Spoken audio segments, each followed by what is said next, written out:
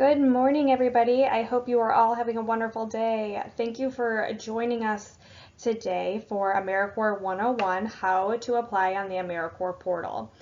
The AmeriCorps Portal can be a little bit clunky and not very user-friendly, so please bear with me as I go through all of these slides with you. And at the end, if you are still having trouble, I have provided the hotline, the AmeriCorps hotline number for you to contact. And they are usually pretty good about diagnosing what the issue is and helping you through that.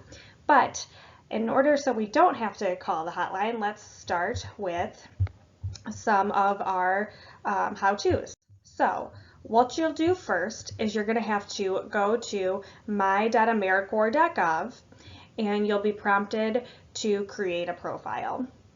So you'll have to enter all of your information, and then you are going to have to make sure that you have all of your information as far as like your city of birth, your state of birth, your date of birth, whether you are a resident or not. So make sure you have all of that information ahead of time. So you're going to continue to fill out your profile here and make sure that you have access to the email address that you list on here, because it will send you a confirmation and registration link to the email that you provide. And you'll put in your permanent address and you will put in your temporary address. So if you have maybe you're at college, you can put your temporary address there, but make sure to put in both. If your permanent address is your temporary address, I think there is a selection for that. And then you can go ahead and put in some of your interests in here, which helps for programs to see like, oh, this person maybe likes gardening. They might be a great fit for my program.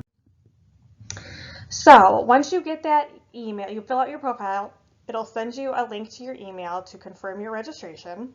This is a screen that will pop up when you click the link in your email. You're going to have to complete your registration. So you're going to have to go ahead and re-enter some of this information, including the last four of your social security number. So make sure you have that information. And then you will have to create a username and a password. So as you can see, I've done that here with my information, and you'll just confirm that everything looks correct. And then I can go and start searching for different programs that might interest me. So I will go over to the left little toolbar over there and hit search listings, and it will pop up with you can choose like maybe a program type, whether that's Vista or State or National or AmeriCorps Seniors. And you don't necessarily have to know right now. You can look through all of them. And if you have a specific idea of a program that you're looking for, you can enter that information here too. So if I went in and I just said I'm looking for State and National in Michigan, here are the results that have popped up for me. I have 3 pages worth, and I can go in and click on each of the different programs here and see, you know, is this a full-time position? Is this, you know, what the living allowance is? What are the benefits associated with this program? So make sure to go through and look through all of that information, make sure it's a good fit. Does this mission of the organization really identify with what I'm looking to do and how I want to serve my community? I think that should be probably one of your biggest questions. So make sure you're finding a program that you're really passionate about. So I went ahead and I clicked on the first one, Advise Michigan, and you will see on the right in that little gray box a summary of all of the information about this program. So when they're accepting applications, it's a full-time position. I have to be a college graduate to apply to this position. But say I'm really loving it, I can go ahead and click the Apply Now button, which is red at the bottom of the screen, and it will have you apply to that position. What you're going to have to do is certify that you accept that you accept all of their terms and conditions, and that you have either completed high school or you're in the process of completing high school. You are unable to use an education award until after you complete high school or you get a GED. And then you will certify that everything that you've said is correct. And then you can go ahead and apply for that.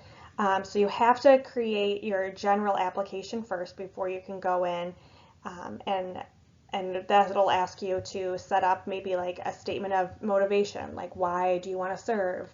It'll ask you for some references. If you don't have any, that's okay. But it'll ask you to do like a generic application first, and then you can go in and hit like that Advise Michigan, and it'll send the application to that program. But like we just went through, if you don't have that generic application set up, it'll prompt you to do it when you try to apply. Now on the left-hand side, in the gray box, you'll see applications. You can search to start a new application, and you can look to see which submissions that you've already completed as well. So maybe I don't know whether I've completed the Advise Michigan application. I can just go ahead and check. Now, if you have any further questions, I would call the AmeriCorps hotline. They are open, I believe, Monday through Thursday at 9 a.m. through 5 p.m. Eastern Time. And if you have any other questions not related to the portal applications, feel free to send us an email at the commission. Alrighty, have a great day and happy applying.